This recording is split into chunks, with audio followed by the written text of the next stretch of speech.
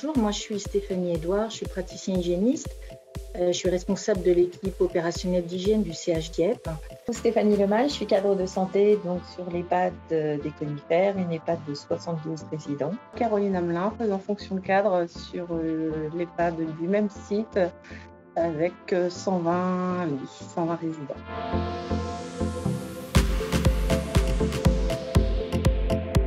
Donc on a souhaité participer à la campagne pour dynamiser à nouveau les actions autour de l'hygiène des mains après le Covid.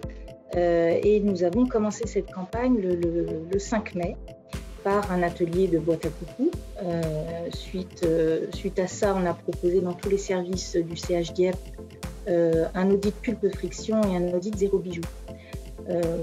On a proposé un concours photo en interne au CH Dieppe pour les services qui ont fait à la fois le pulpe friction et le zéro bijou, et donc envoyer ces photos au niveau du REPIAS. On a décidé de participer à cette dynamique avec l'audit zéro bijou et le pulpe friction au niveau de nos équipes. Pour ma part, on a touché une dizaine de soignants. Donc ma collègue aussi sur son secteur. Une trentaine de soignants pour ma part qui ont volontairement participé à l'enquête et motivés. On a pu impliquer aussi les étudiants infirmiers que nous avions en stage aussi sur cet audit qui nous a pris peu de temps parce que effectivement la dynamique étant là, tout le monde a répondu assez volontairement, tous les agents qui étaient présents, donc sur peu de temps.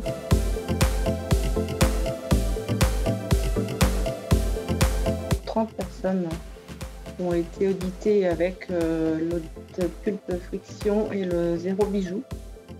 On a fait un poster d'ailleurs qui vous a été envoyé en lien, diffusé à l'équipe, et ma collègue Madame Lemal.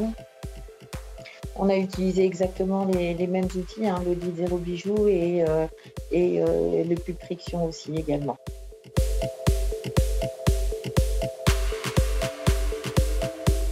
Ça a été quand même rapide puisqu'on a préparé vraiment en amont nos outils. Madame Rochemont-Edouard s'est aussi investie.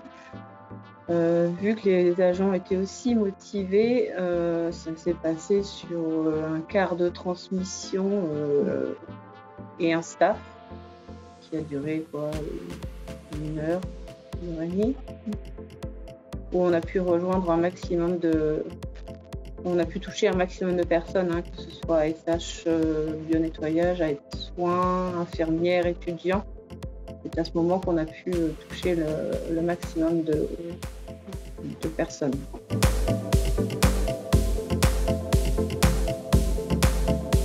Alors effectivement, quand on a fait cet audit, on s'est aperçu que sur nos deux structures, on avait la même action en fait à mettre en place. Là où on avait la problématique, c'était sur l'entrée en chambre, d'améliorer en fait la friction avant l'entrée en chambre.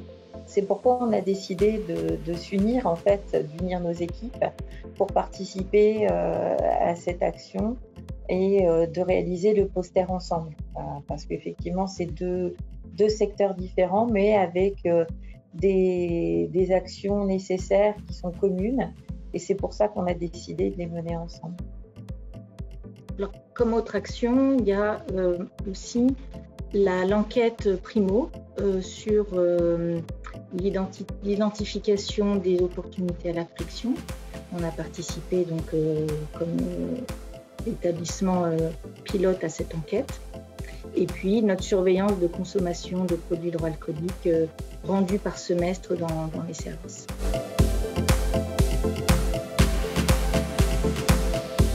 Alors moi je dirais que ça a eu un effet positif, dynamique et fédérateur pour les équipes. C'est ça, c'est la dynamique d'équipe qui est à retenir, la mobilisation de nos équipes après une période post-Covid.